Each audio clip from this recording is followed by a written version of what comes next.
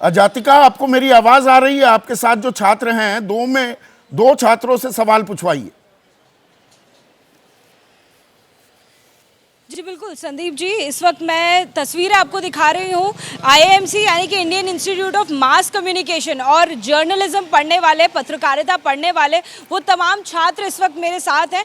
इन्हीं से हम लोग सवाल पूछते हैं और जानते हैं कि इनके मन में क्या सवाल है इंडिया अलायंस को लेकर। जो विपक्षी गठबंधन है, उन्होंने जो 14 एंकर्स का ये निर्णय लिया है कि वो उनके शोज़ में अपने प्रतिनिधियों को नहीं भेजेंगे। इस बारे में आप क्या सोचते हैं? आपके मन में क्या सवाल है? आपका नाम पहले। जी, मेरा नाम देवेश चौहान है और मैं आईएमसी के आरटीवी का छात्र हूं।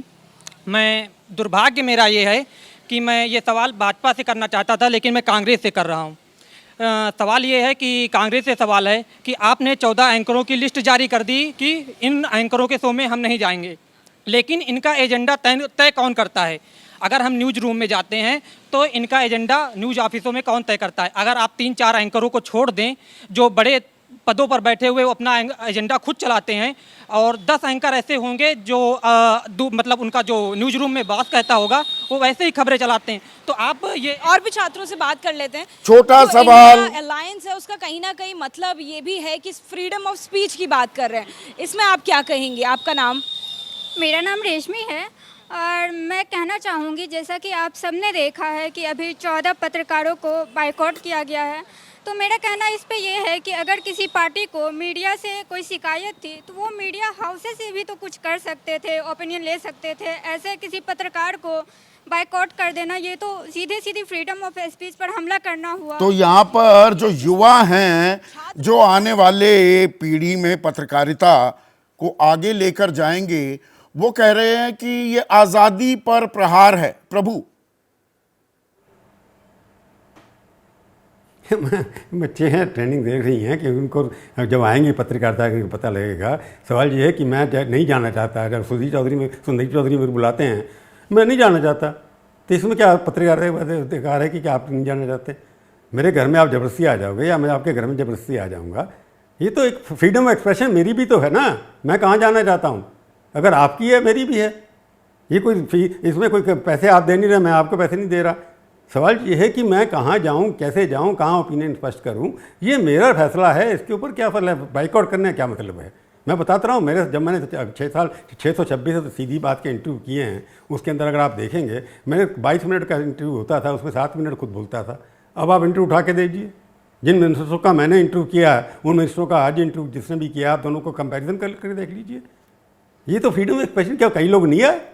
मैंने कभी नहीं कहा कि मैं फ्रीडम के अगर कोई नहीं जाना चाहता तो भाई ठीक है, मुझे आपका मुद्दा पसंद नहीं आया, आपकी मुझे सोच या विचारधारा नहीं, मैं उससे बिल्कुल इत्तेफाक रखता हूं तो नहीं जाऊंगा। बिल्कुल, जिसे जो पसंद है वो करे, जिसे नहीं पसंद है न करे।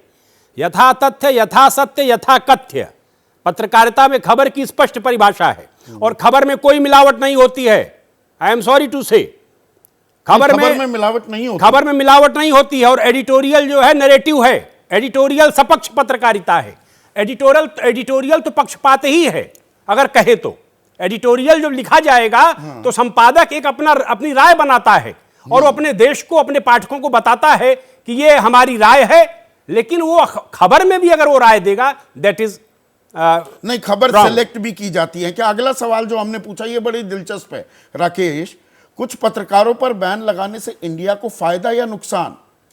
31% कह रहे हैं फायदा, 46% कह रहे हैं नुकसान।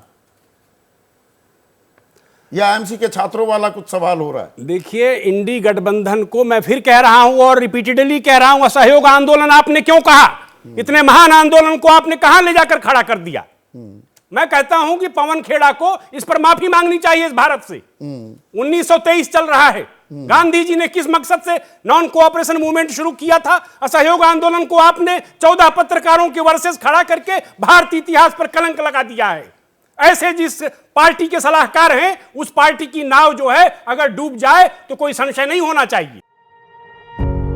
पत्रकारिता कोई इमोशन नहीं है, ना अपना कोई ज्ञान देना है और ना कोई विचार थोपना है।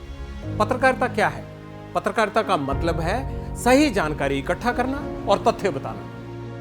पत्रकारिता आज जितने महत्वपूर्ण दौर में है, शायद पहले नहीं थी। इस दौर से निकलने के लिए सिर्फ सच दिखाने की जरूरत है, वो सच जो आपके हित को आगे रखे। इसलिए अब रात 9 बजे प्राइम टाइम नहीं होगा, ये आपका टाइम है।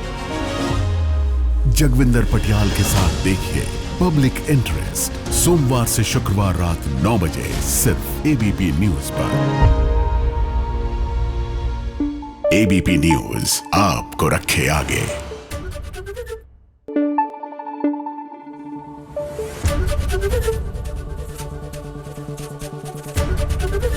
एबीपी न्यूज आपको रखे आगे।